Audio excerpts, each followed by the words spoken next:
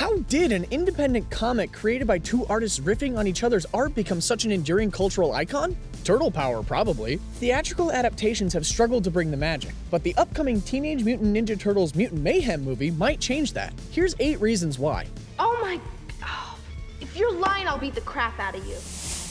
While the Ninja Turtles have managed to escape the 80s without being intrinsically 80s, there is an icon from the 80s that this Ninja Turtle movie is taking its cue from. Even today, movies and TV shows about teenagers have a particular flaw built in.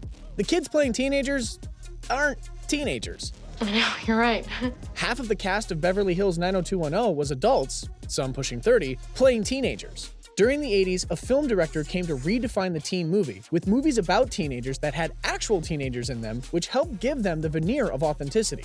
Mutant Mayhem breaks with previous iterations by casting teens in the roles of Teenage Mutant Ninja Turtles to make them come off more authentic.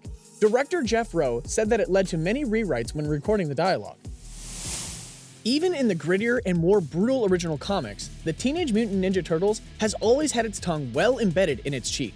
Their origins are a riff on the origins of Daredevil, suggesting that the ooze, that took Matt Murdock's sight and gave him echolocation also slid down a sewer and mutated turtles. The connections didn't stop there. While Daredevil is menaced by the deadly ninja clan known as the Hand, the Turtles' ninja clan rivals were the Foot. While virtually every TMNT production has leaned heavily on humor, even the ones that were meant to skew closer to the comic book versions, they've all tended to do so within the confines of the action set piece, where the action is set, and then at the end, there's a pass to add jokes. This movie is conceived in what is now well-established territory of the superhero comedy in the vein of Deadpool, Guardians of the Galaxy, and Shazam. There are some superheroes whose origin story are inseparable from their iconic origin stories. Batman has to avenge his parents, Superman has to come to us from Krypton and be raised in Kansas. For the Ninja Turtles, the Daredevil-influenced origins are not treated as sacredly. The last live-action series had them intentionally created, which seems to be the case here as well. A product of the cartoon, the live-action Ninja Turtles movie makes you wait until the second entry before mutants BeBop and Rocksteady appear. Not Mutant Mayhem. Can't have Mutant Mayhem without the Mayhem delivering fan-favorite mutants from the cartoons, BeBop and Rocksteady, who join comic book baddie Superfly.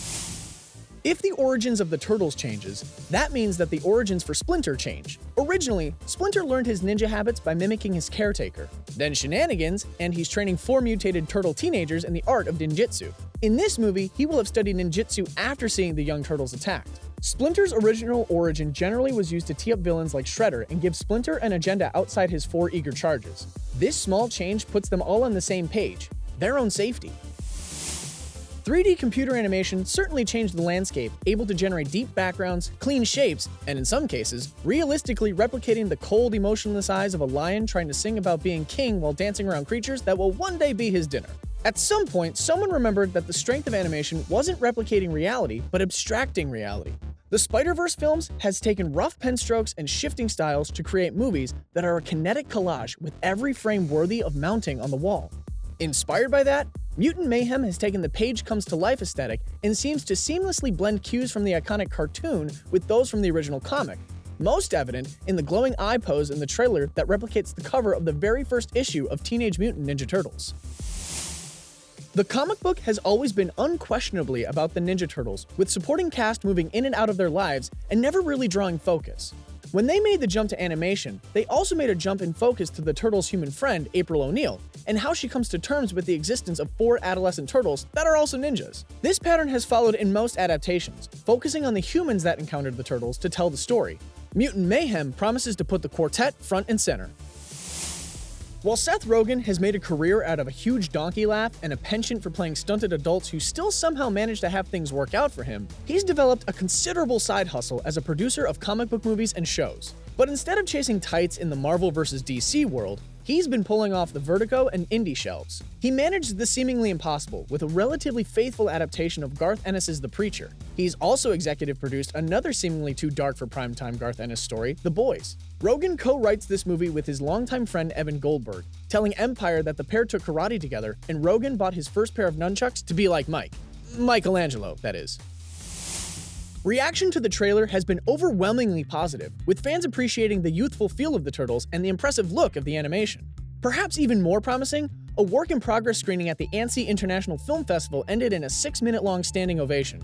I mean, try and stand up and clap for 6 minutes. It's longer than you think. Some of those audience members took their happy clapping to Twitter to express their love for the movie. The Ninja Turtles are one of the few folks to use a mask not to hide their identity, but to tell each other apart without weapons. It's not like they walk around without their masks and people would go, "I don't know if that 4-foot tall tortoise is the same one I saw. He was wearing a mask." Wow.